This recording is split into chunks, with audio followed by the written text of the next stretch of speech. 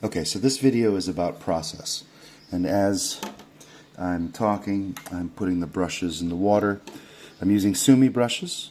These are Chinese brushes, and I like to use them for several reasons.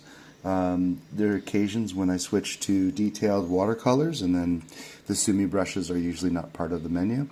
But for anything imaginative or playful, I find they are the most expressive tool. Won't get into that right now. But what the goal is of this today is I've got this larger work that I've been playing with. It was something I started with my son, 2-year-old, and we work together and we play together in art. And what I realized was that this is a great way of talking about creative process and how you can use creative process to understand things that are deeply buried within you and you only can experience intuitively. But of course, you can't create and talk about a series of artworks without understanding them liminally, meaning like it's part of your conscious mind. So how does one do that? Okay, so I've got this. I showed you the painting that I started with. I'm going to start really simple. I want to recreate really, what I started with my son, which is that he was really into one color. And so that's kind of a red. And I like this. This is nice. But now I've got, the water in the brush is too much. You can tell because see how it's fatted is there? It should look like this from all directions. But right now it looks like this. And you can see how watery the mark is. So I'm going to sharpen the brush on the side of my dish. I've got a little dish here that's got different colors. And you can see, I'm just using the salad that's got the croutons and stuff like that for a Caesar salad. Really find there's always one or two consumer products. Every country I move to, you find the consumer products that give you the useful trash that you need, so you don't have to worry about spending money at the art store. Spend the money at the art store on things like good quality Chinese brushes. All right, so now I'm adding a blue to the tip. So you can see that the body still has the red in it. Oh, got a stray hair. This is why you spend the extra money, because you don't want these stray hairs, and this brush, even though it's only about 2 or 3 years old, should not be falling apart, because I don't use them that often. All right, so this mark is far more interesting. It contains both the body and the outline, east and west. I love this part. In philosophy, they call it Ding an sich, or I guess maybe Kant, or I don't know who it was. I can't remember, honestly. But the point is that the thing in itself means that when you paint bamboo, here I'll show you really quick, red and blue bamboo, it's going to be a little bit, odd, but you'll get the idea. All right, so I'm going to refill the body of the brush with some red. Sharpen my brush so it's nice and that's actually really wet. Let me try again. So more blue at the tip, and I'm just rolling this in a chip, watercolor chip. I'll show you in a minute. But the way that it works is you draw one side of the bamboo, and then you turn the brush, and you draw the other side of the bamboo. And this is where the little bond would go, and then there's the next piece of the bamboo, and so on. Now, I'm working on abstraction, but I wanted you to understand how you can draw both the outline and the body of something using the right tool. And it's really, this is an ancient tradition of using the brush in this way. It's part of Chinese brush painting and Japanese brush painting. And don't really know, but I assume that it's in a lot of the other Asian traditions as well. These things things that work, people trade. And with the Silk Route and all the other different trade routes, people knew about these things. And they would share what works. So now I'm just playing. I'm just moving color around. This is the ultimate version of what is drawing and painting. It is simple mark making. I am moving colors around, and I'm using this background image to sort of balance out my colors. So I need sort of a light blue and I'm mixing badly. I need to be switching brushes, and so far I'm not, but I'm more focused on the page than any particular technique. I want to put the colors in different places. Now normally I will lay down some water and put the color into it, but I want to introduce a bit of chaos. I want it to not be deliberate in the usual way. I'm not trying to make anything in particular. I am trying to capture a certain vibe, and I'm trying to create opportunities for useful chaos. Little moments where a face will appear or the image of a body.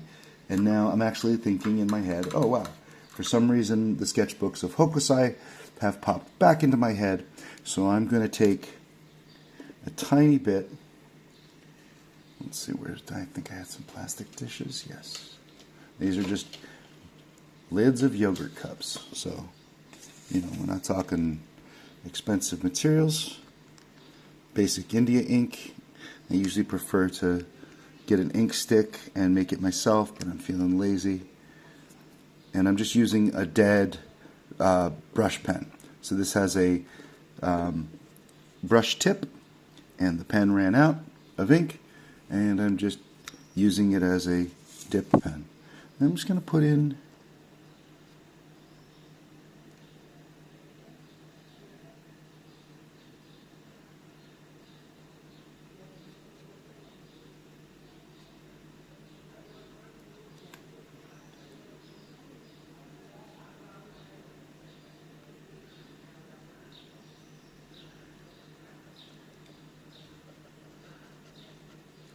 just a couple figures.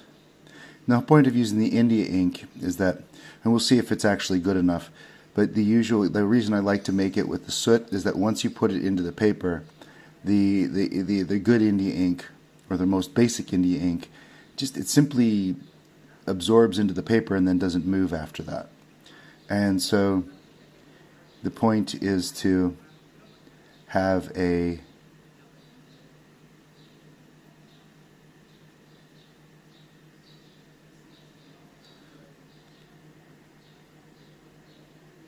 little detail. Okay, so she's reaching for the hand, but they're not actually connected. Just create a little tension. And when that dries, I'll put them on a beach or something like that. I don't know. But the reason that this reminds me of Hokusai, for some reason I'm going to put a tree here. And I don't know why that's in it. Something in my brain just interrupted, and it wants a tree. So we're going to put a little tree. And back to these guys up here. I just wanted to have some sort of relationship here. I'm using, back to the tree, I'm using the contours of my painting. But these features maybe not, may stay as elements as the painting evolves. They might get buried, they might get swept up in a brush stroke, but they're still there. And so there was an elephant in here because my son and he said, Daddy, elephant. And so there's sort of a random, for some reason he wanted an elephant. So there's an elephant. Now I'm going to put elephant in here. This is kind of a terrible elephant. More of a babar elephant than any real attempt at an elephant.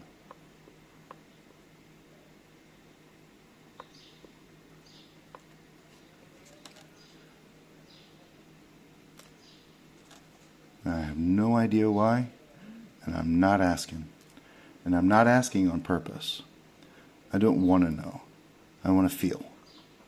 And the point of this is to make sure that I'm letting the parts of me that don't usually get FaceTime, I'm giving them a little I don't know, shore leave, as if my subconscious was the sea, and they want a little time, a little FaceTime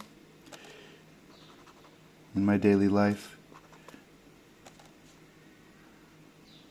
Let's give it a little bit of a gesture. Make it a fun elephant.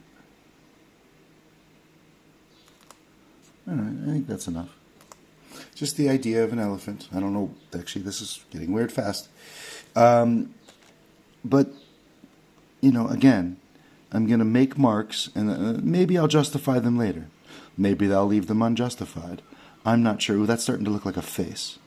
So I'm just going to take a half a second and add a little detail that makes it look a little bit more like a face. I don't want to make it too obvious, but the point is to leave little suggestions here and there, and maybe make these suggestions things people can find. I'm playing with color, I'm making myself happy, but I'm also going to give somebody a little bit of story. But it's not going to be the kind of story that makes any kind of typical sense in the beginning, middle, or end. Just simply to play. All right, so now I have to let this dry, so I'll be back in a minute.